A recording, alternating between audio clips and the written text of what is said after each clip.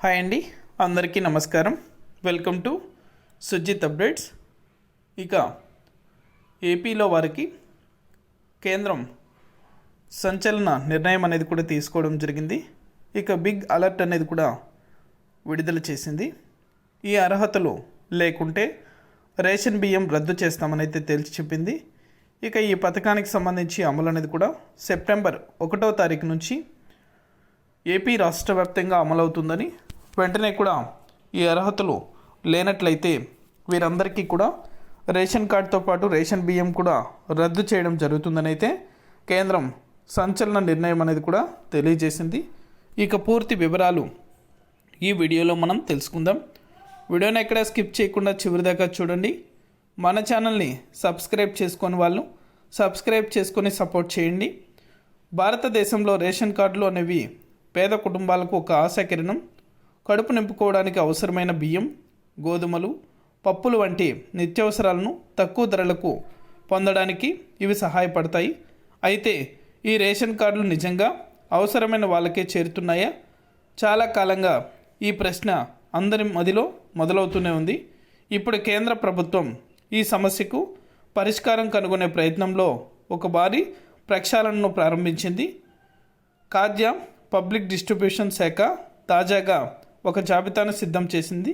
ఇందులో సుమారు 1.17 కోట్ల మంది తమ అర్హతకు మించి రేషన్ కార్డులు కలిగి ఉన్నట్లు గుర్తించారు.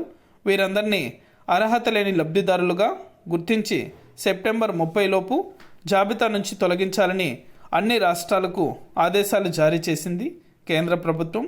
ఇది చాలా ముఖ్యమైన నిర్ణయం. ఎందుకంటే ఈ చర్య వల్ల జాతీయ ఆహార భద్రతా చట్టం NFSA కింద అర్హత ఉన్న నిజమైన పేదలకు ప్రయోజనం అందుతుంది. కేంద్రం ఈ కొత్త జాబితాను రూపొందించడానికి చాలా తెలివిగా వ్యవహరించింది. ఆధునిక సాంకేతికతను ఉపయోగించి ప్రభుత్వంలోని వివిధ శాఖల డేటాబేస్లను ఒకదానితో ఒకటి సరిపోల్చారు. ఈ ప్రక్రియలో బయటపడిన ఆశ్చర్యకరమైన ఆదాయ పన్ను చెల్లింపుదారులు సుమారు 94.71 లక్షల మంది రైతులు, రేషన్ కార్డుదారులు ఆదాయ పన్ను చెల్లిస్తున్నారు. ఒకవైపు ప్రభుత్వం నుంచి ఉచితంగా రేషన్ తీసుకుంటూనే మరోవైపు పన్నులు కట్టేంత ఆదాయం వీరికి ఉంది. నిజానికి వార్షిక ఆదాయం 1 లక్ష రూపాయలు దాటిన కుటుంబాలు ఉచిత రేషన్కు అర్హులు కారు. ఈ నియమాన్ని వీరు ఉల్లంఘించారు.